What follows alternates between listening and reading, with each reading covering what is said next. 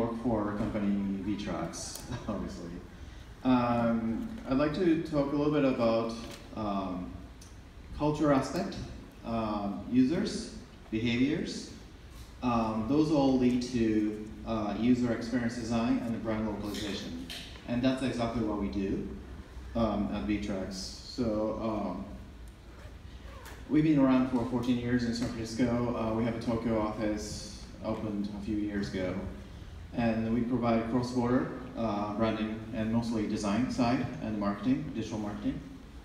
And I'd like to start by explaining some of the brands that we worked in the past.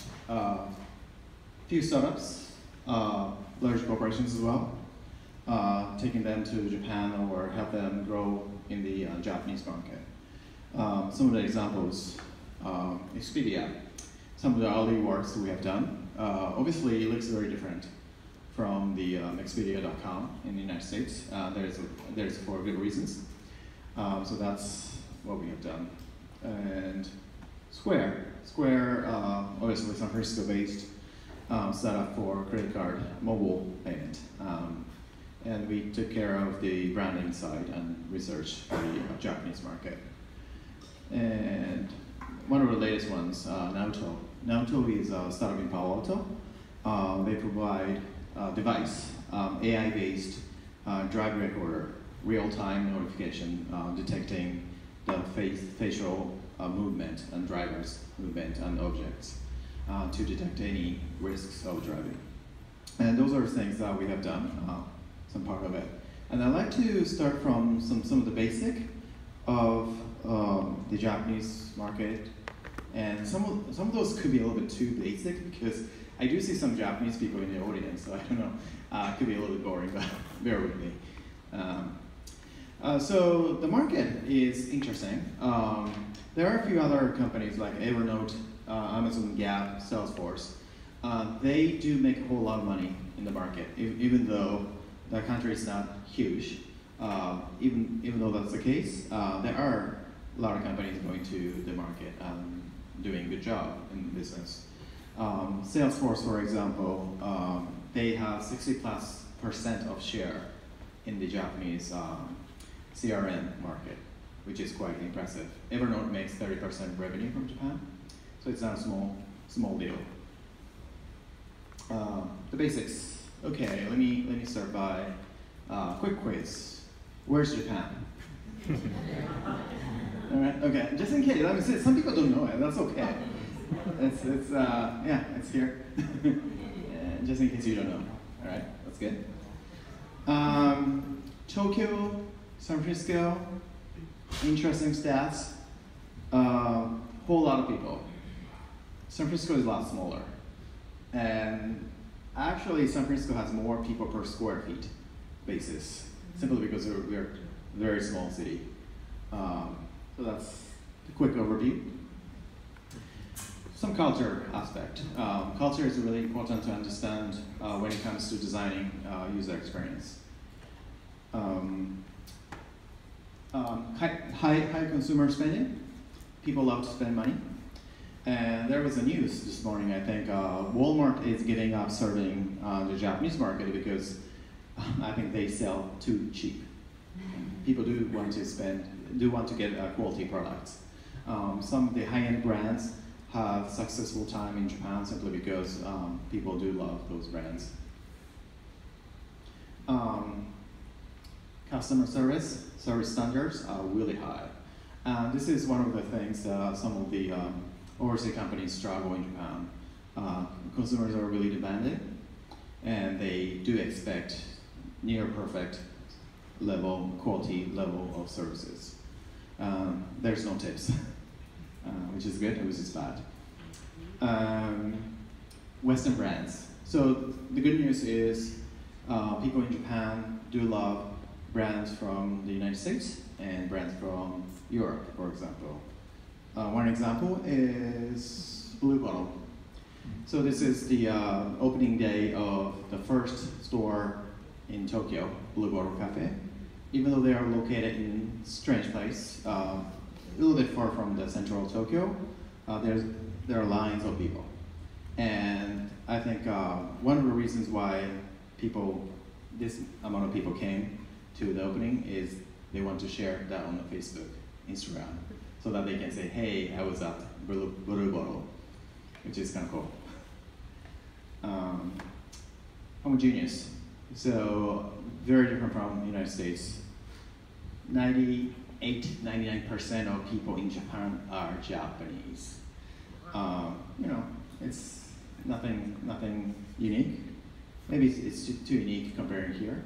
So that pretty much means people do have common understandings, common sense, good amount of education level, and that makes things a little bit easier to do marketing in Japan. So if you have age, gender, occupation, chances are that you could come up with very good strategies, very different from here. English level is not too high yet. Some examples. It's pretty obvious, and this is a real thing. This isn't a joke. They were serious. They were serious about it. In Osaka.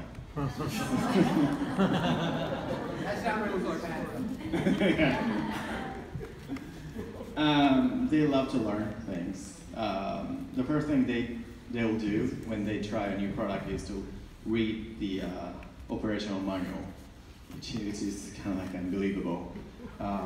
Evernote, there are books about Evernote before even Evernote localized their products in Japanese. Interesting. They're very sensitive about new trends. Some girls coincidentally wear the same clothing because they're sensitive about trends. Love characters. Line, Expedia, some of the store, they all use the characters, and there's good reason for that. Very polite. There are some rules. The angle, based on the occasion, the angle is different. Sake. We don't have sake tonight, so I don't know about this. I mean, we cannot do this tonight, but if you want to know what they really are thinking, we need to drink sake. Serious about everything. They cannot make mistakes. That means businesses cannot make mistakes either. Okay, lifestyle. Some of the iconic photos. Train. Everybody's using smartphones. Similar here, but they have extensive time of using smartphone while they commute. So whenever we analyze the traffic from our website, for example, client's website, anywhere between 7 a.m. to 10 a.m., most of the traffic come from mobile devices.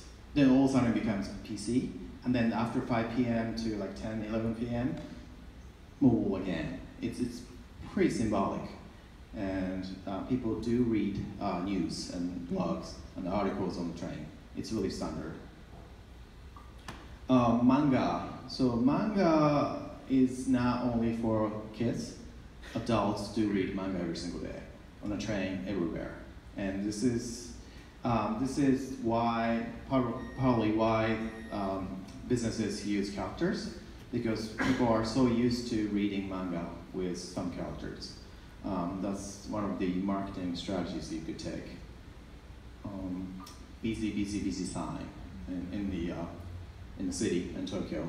So if you look at this, I think it's really hard to understand. Like it's really hard to set the focal point, but Japanese people are really good at finding information out of those whole lot of content. Likewise, magazine covers. Tens of thousands of information on the cover, but they don't have any problem doing it, understanding what it says. Quite incredible, isn't it? Business-wise, iOS, they love iPhone over Android. Partly because iPhones are more expensive. See, they love expensive stuff.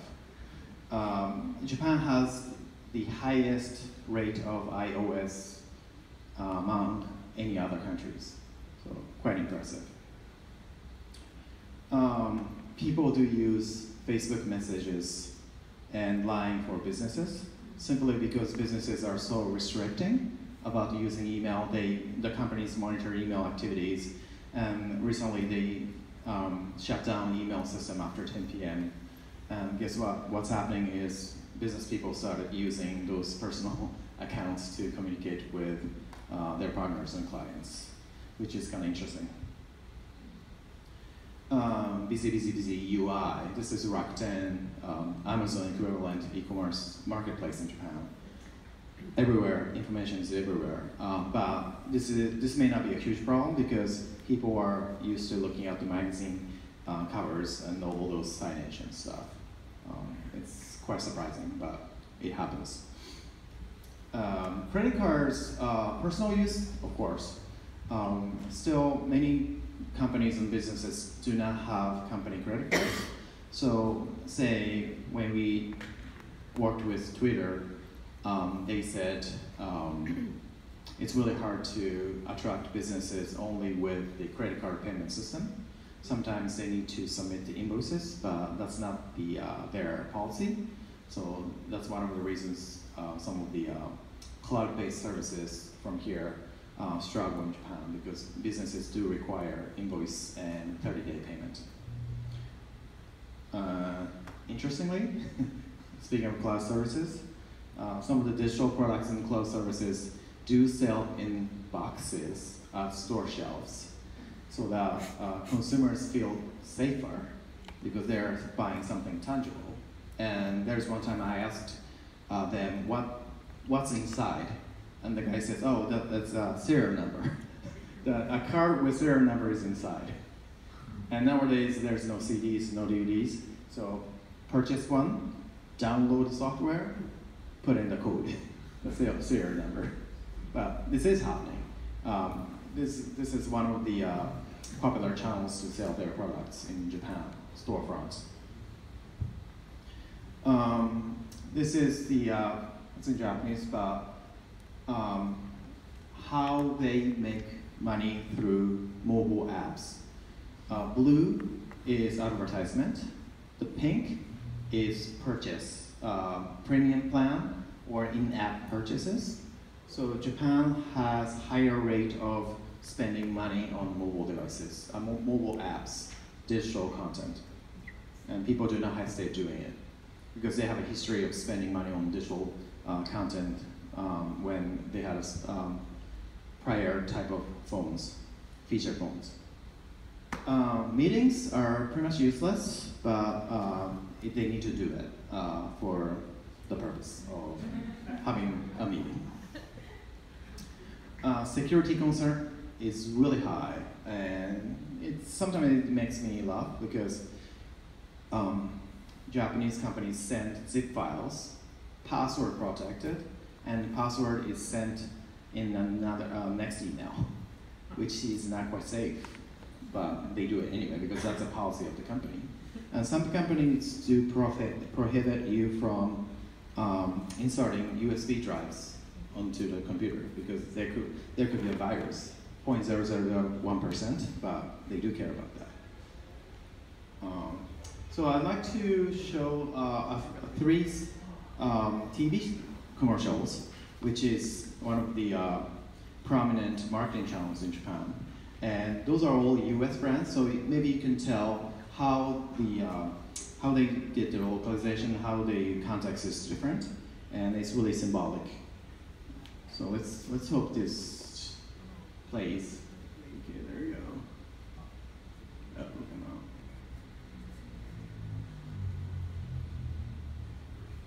Sound. That's what I'm talking about. Sound is coming up.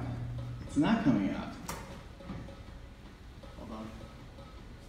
Oh, I do hear something. Yeah. Okay. Like,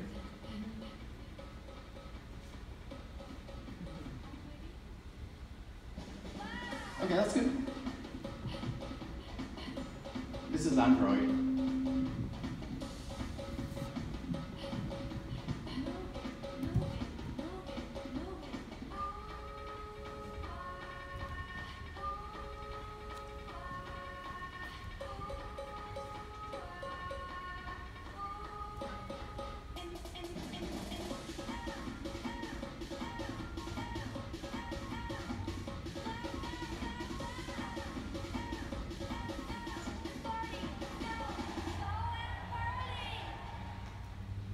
yeah, it's a little bit different from the Android brand in the US. The next one is interesting. Let's see. This is a Disneyland. So Disney is known for a consistent brand, but Japanese version is very different.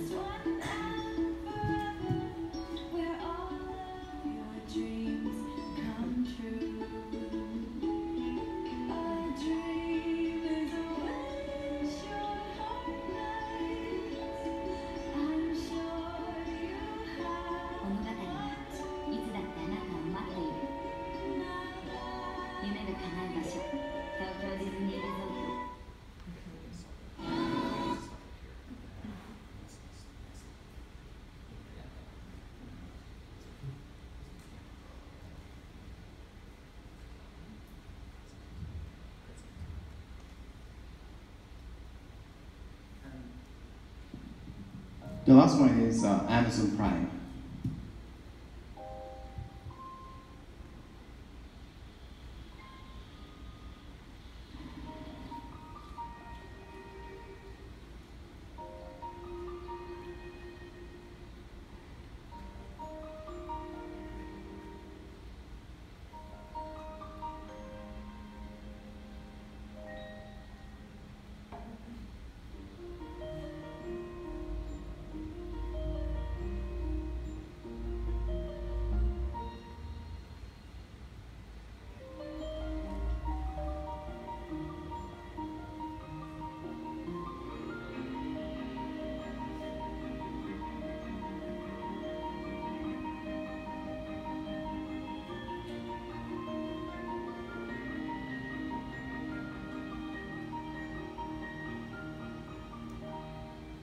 So as you see, those brands do apply brand localization and they adapt the market by adjusting and refining their brands matched with the market.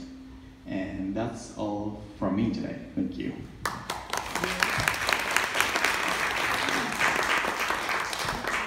One time for maybe one question, and then anybody. Otherwise, we'll also move on to the next presentation. Okay. Just from a marketing standpoint, since Japanese media website, everything's very loud and busy, how do you kind of stand out? By making it stylish and simple. That does differentiate you from the rest. So there's a history of making things too busy domestically, and people do it all the time, everyone. And what happened was Google looks so blank and simple. And initially people thought the website is incomplete or broken. But spending like a few years, they started receiving some popularity. Now Google has the highest traffic in the search engine market, exceeding Yahoo Japan. And same thing is happening with Amazon. Even though people do stick with Rakuten, Amazon is catching up really fast. So it does look like Amazon is exceeding Rakuten pretty soon. So I think you should not over-localize your website or services. Yeah. All right, thank you, Brandon. One more round of applause, and I'm going to call up the next person, Mr. Alan Mockridge.